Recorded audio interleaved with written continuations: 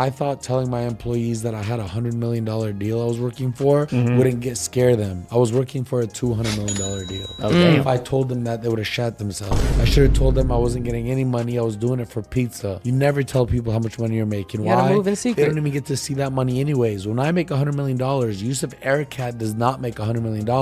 That's what these f***s don't understand. Your company makes $100 million. Yep. I live in LA. The government takes 50% of it. I have to pay all my employees. I have to pay all the overhead. By the end of it, let's say I made $1 million. I'm lucky if I walk away with 100,000. These kids don't get that. When I said I signed a $100 million contract, the kid who wrote all my songs for the album in Australia, who told me he's doing it for free, he said I need $40,000 a song. What's 40,000 times 8? Huh? He wanted $320,000 for my debut album that I haven't made $1 off in a contract that they made me lose $100 million from. I tell them, are you dumb or stupid? Pick one. It might be both. All right. Welcome back to the channel. This is Eye of the Storm. I'm your host, B-Skill. Today we're going to talk about what happened with Aries Spears and DJ Vlad. What happened with DJ Vlad and Boosie.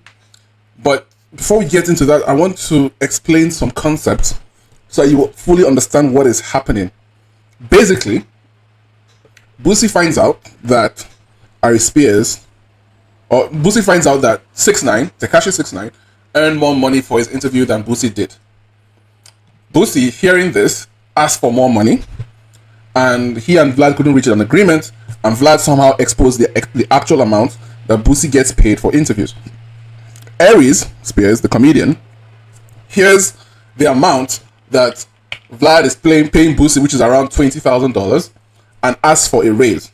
Basically, what he's thinking, or the way he's seeing it is, Vlad is no longer paying Boosie for $20,000 an interview. He's currently paying me $4,000 an interview, meaning that he has a free $20,000 that he can work with and give me part of. That is the crux behind everything that we're talking about today. However, what I want people to understand is the actual relationship of employers and employees, which is actually what is being, that's the underlying feature, that's the central underlying feature of this entire discussion. These guys think they are contractors, they're independent contractors, and they have free will to, interact. But truly, it's actually an employer-employee relationship. It just doesn't have that. It just doesn't have that connotation. But that's actually what it is. And it's just like Aries calling up his boss and asking for a raise. And the boss says, well, you don't deserve a raise. Your performance index, your HR review says you don't indicate, your key performance indicators don't indicate that you need or deserve a raise. But the entire time, they think that they think that they are equals and they are partners, which they are not. Because Vlad, he owns the video that comes out, he owns the equipment, he owns the channel, he owns the ads, he owns the back end, he owns the memberships, he owns the entire infrastructure that Boosie and Aries come on to participate in. They come in on a work day. Think about it like a 9 to 5. You got a job. Next thing, you are in a building. You didn't build the building. You don't pay for the electricity that allows you to do your work. You don't pay for the water. You don't pay for any of these things. You come in, you do your job, you leave on time, you get paid. That is the relationship between DJ Vlad and these people. But they don't seem to understand it. So what I'm trying to do now is to explain how and why they failed in their negotiation. Why they think that this is about respect or some kind of mutual respect and understanding. No, it's an employer-employee relationship. And I'll go through it with you very shortly. So let's start from the beginning. When you have somebody whom you dedicate your time, your body, your effort, your mental capacity, you dedicate it for that person's purposes, not yours. What do you call that? What relationship is that? That is a master-slave legal relationship. Now, before you get sensitive, slavery or a master-slave is the same thing as a master-servant. Let me show you. This is Merriam-Webster servant, right? So here you have master-servant relationship. It's a legal term. It's a purely legal term. And it says whether a master can terminate the contract of a servant at any time. This is 2022. This is a Supreme Court case. And it says, it is well settled that the master has a right to terminate his servant's employment. Hear that word? His servant's employment. Right? His servant's employment for good or bad reasons or for no reasons at all. Except in employment governed by statutes wherein the procedure for employment and discipline of an employee are clearly spelled out, or any other employment outside the statute which is governed by the terms under the terms which the parties agreed to be master and servant. Parties agreed. Are you getting this? Parties agreed to be master and servant. When you sign a contract, an employee contract, when you sign the acceptance, you are accepting to be a servant. This is 2022. So a servant is not just a maid. It's not just a maid, a butler, a housekeeper, a steward, a retainer. Look, even a word like groom is a servant. So when you realize that you got married and you feel like a slave to your wife, that's because that's what you are. A servant, a groom. Get it? Same thing. Man, a man. When you have somebody who works for you, you call the person your man. I have a man or a woman or a girl or a houseboy or a housemaid. So your existence on this earth is determined by these relationships. We call it hierarchy, we call it order, we call it structure. That is how human beings have to organize themselves. We are not equals. We are not equals to each other. You are not equal to your parent. You're not equal to your teacher. You're not equal to your employer. You are not equals. So the idea that Aries comes out and says, oh, we need to arrange something that is fair. We need to make an arrangement that is fair. I gave you the earlier analogy. When you get a job, the job pays you, let's say the job pays you well. The job pays you $60,000 a year, $60,000 a year, or whatever the case may be. You go into your C-suite office. You didn't pay for that office. Your computer was provided to you. Your internet access, your water supply, everything is provided for you. Your job is to go there and work. Who pays for all that? Who paid for all that? So you are going there to commit your time, your energy, your mindset to this person called your master. So look at all the synonyms to servant. Of course, these are the more modern uses, but all these things mean the same thing. A wench is a servant, but a woman is a servant. A man is a servant. Then you have a man servant, or a maid servant, or an assistant. An assistant is a servant. So everything depends on the actual relationship between both of you. But none of these words means you are equals. Why? Because you did not provide the infrastructure in which you are working. You did not buy the land where you go on and till the soil for master. You did not buy the land where you go and pick the cotton. Aries Spears did not buy Vlad's microphones and lighting and all these things that he does in order to make a good interview series. So, master, servant, right? So the key words here, we have employment, which we all understand, which is the new word. Employment is the new modern word post-slavery, post-COVID, post-George Floyd. That's the new word for master-servant relationship. Employment. So two keywords. We have master, we have servant, we have employment. You who works 9 to 5, you call yourself an employee. You are a servant. You are serving somebody. It doesn't matter how you're dressed. A house slave and a field nigger are the same thing. You are a servant. It doesn't matter whether you have to drive from your house to his house or quote unquote your master comes to you. You are still a servant. Busi, you are still a servant, Aries. And as a servant, you need to understand that your negotiating power, your powers of negotiation, are skewed against you. A master has the right to terminate his servant's employment for good or bad reasons, or for no reasons at all. That is exactly what has happened. But Vlad, in the spirit of transparency, has to come out and give you guys reasons. He doesn't need to. In fact, he didn't want to with Aries. He said, look, Aries went on his podcast and started talking, so I have to talk. So, next word, servant. What is a servant, right? Servant. So I clicked, this is the thesaurus for servant. You can see the words: retainer, man, woman, assistant, footman, manservant, a domestic, a housekeeper, a maid, a lackey, a butler, a groom, a handmaiden, a houseman, a follower, a wench, a gopher, a lady in waiting, interesting, an attendant, a companion, a servitor.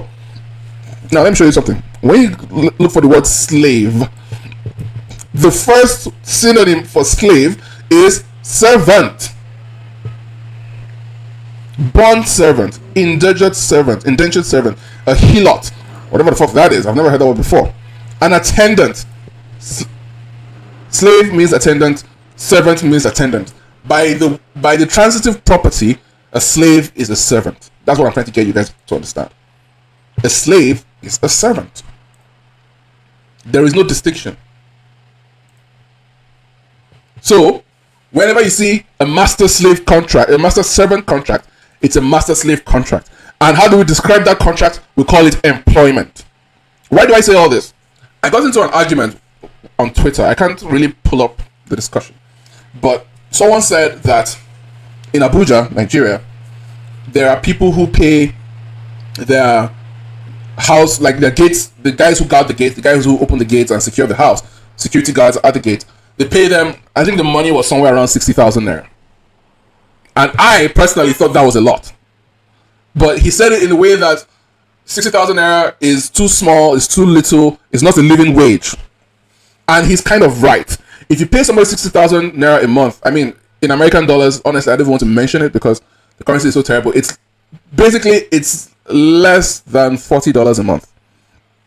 So, for context, that's less than $40 a month, I think. So, or just over. Let's call it around 50. Let's call it $50 a month. That's what guards in Nigeria working the gate are being paid. And of course, he goes on this moral high ground tirade saying that people are wicked for paying that amount of money. And my question to them was this: what amount of money would you pay for such a person to enjoy his life? Are you trying to say that we should pay him 300,000 naira a month? Because that was my next point.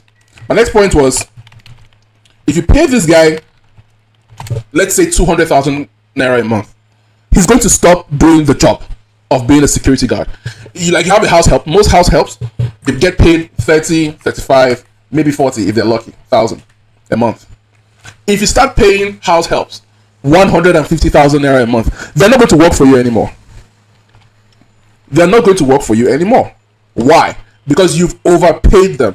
You've paid them in such a way that they can stop working, or they can find something else to do. That's how employment works. Employment is designed to keep you engaged for a period of time. That's why they say you only get paid every month. You only get paid every 2 weeks. You're trading time for the money that you get. I'm not trading your services or your employment or your labor for you to have a better life. No, I want your time. And I'll give you just enough money to make sure that you get here on time and you spend the required amount of time for you to be here to perform your service. That is the central organizing feature of the relationship. Indentured servitude is usually for a time. You have something called manumission. Manumission is the time that a slave can spend and no longer become a slave. Manumission. Where is it? Manumission. Alright, so laws of manumission. Alright? So they vary from society to society. They are often viewed as a litmus test of a particular society's view of the slave, that is, of the capacities the slave was likely to exhibit as a free human being. Remember, a slave is a servant, a slave is a servant is that. And let's, just for the fun of it, let's look at what an employee is. Let's look at an employee and get the synonyms. A worker, an assistant, a laborer, a yes man, a wage slave. Woo! We are cooking, guys. We are cooking. A wage slave, a jobber, a co-worker, a retainer, an associate. What do we call a servant, an assistant? Right? We have, where were the other? a retainer, right? So you can see that these three words, they overlap with one another. Why? They mean the same thing. We just call you an employee to make you feel better, to make you feel like an equal. So the word employer and employee, they're similar in the spelling and in the relationship, so it looks equal, but it's not. I'm actually your master. I'm actually your master, Aries Spears. I'm your master because you come into my domain. You put in your time and I pay you for your time. We're not equals. We're not in the contractual relationship of equals and partners. I may pay you like that, but I don't have to. After all, I am taking all the risk. I bear the cost of the expenses. I bear the cost of paying the editors and the uploaders and all the people who will spread the clips far and wide. That is the point. So you are an employee. An employee is a servant, and a servant is a slave. We just use the word employee to make you feel better. After all, look at the similar words. 132, servant 49, employee 39. Why? Because the oldest word to describe what we call an employee is a slave. Because there's always been master, slave. So, let's continue. So, laws of manumission, right? In Islamic societies, broadly interpreting Hebrew prescription, generally prescribed that slave owners had to free their slaves after the passage of a number of years. Time. Essentially, the length of time they consider it took for an outsider to become an insider. Time. After a period of time, then we can liberate you from your slavery, your employment, your servitude. They all mean the same thing. Most other societies allowed their masters to free their slaves whenever they wished. Whenever they wish. This is 2022. Whenever they wish. So, it's hardly surprising and all these things. So, birth, or yeah, whatever. So, you get the point. The point is that Busi and Aries are slaves. Because over a period of time, they've had to commit their time, their energy, their effort to another man who has a master contract and provides the infrastructure for you to do your job. The quicker people can understand that, the easier it will be for them to understand exactly the nature of the relationship. So them having their backs and forth, truly it just, I don't want to, because I think Vlad is striking everybody, so I'd rather just go to his website. So it tells DJ Aries Spears did all these things, and just so, I mean, I just had to get that out of the way. But my take on the Aries Spears DJ Vlad situation really is that mostly this is a black thing, right? This thing is a black thing because naturally, etymologically, ontologically, in all these things, slavery has always been a racial issue, right? Employment, slavery has always been a racial issue, right? So there's always going to be a problem when you're hiring people who are supposed to be slaves who are not slaves. And I know that sounds bad, that sounds racist, because I want you to think about it. Vlad interviews all sorts of people. Vlad interviews Asians. He interviews Hispanics. He interviews white people. He interviews Italians. He interviews all these people. Wow. Interesting. He interviews all these people, and he's not what's the word? How come Vlad doesn't have these kinds of arguments with whites, Asians, and Hispanics? Why? How come these types of petty discussions and arguments only occur with black people? Because there is a storied relationship, or not a storied relationship, but a special relationship between blacks and slavery. After all, slavery is not exclusive to black people. It's not. We just talked about the Arabs. We talked about the Hebrews. We talked about the Germanic peoples. Muscovy, that's not black, is it? Right? Attitudes towards slavery, the matter of race. Attitudes. So, the black people who have a special attitude to slavery, they have a problem. Ask any employer at a low level, small, medium, or micro scale enterprise, if they have any problem with hiring black people, if there are any attendant problems when you hire black people, issues of lateness, issues of truancy, issues of theft, dishonesty, issues of flimsy lawsuits. What was that woman? The woman who sued the gym. Woman sues gym after being late 47 times, right? So a woman sues the gym after being, Equinox, there we go. A woman, NYC jury gives new Equinox hire who showed up late 47 times, $11 million for race discrimination.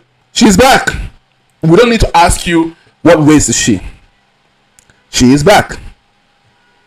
We know already that she's black because she was late 47 times. She was late 47 times in less than 11 months. Oh, sorry, 10 months. I'm sorry. But she still manages to cry racism, race discrimination, and win $11 million for her troubles. And that's the problem here. The problem is that you will never see D-Baby, 1090 Jake, Skip Bayless, Tekashi 69, any of these people crying about how much they're getting paid for the interview. So there's a problem. There's a problem because of the attitude and the special relationship that blacks have with slaves.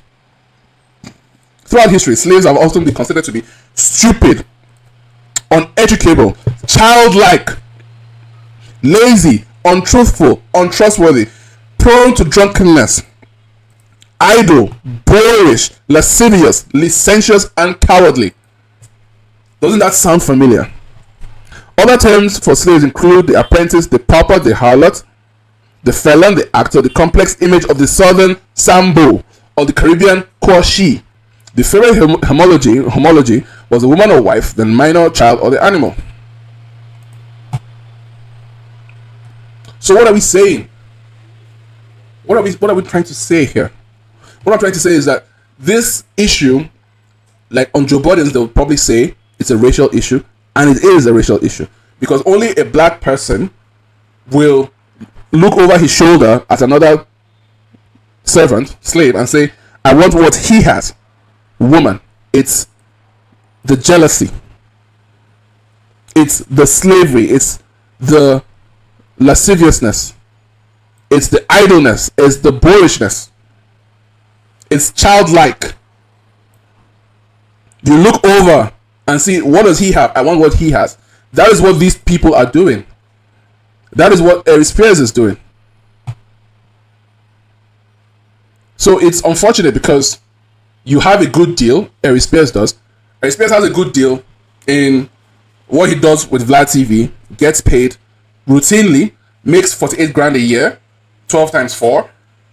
And because of his appearances on Vlad, he starts, selling out venues in Connecticut, flies to Europe, does a European tour, goes to Saudi Arabia, gets the biggest pay of his life, and then you throw it all away because of $2,000. He was asking for $2,000 more, and he threw that all away. It's unfortunate, but it is a black thing, and it's a slave thing.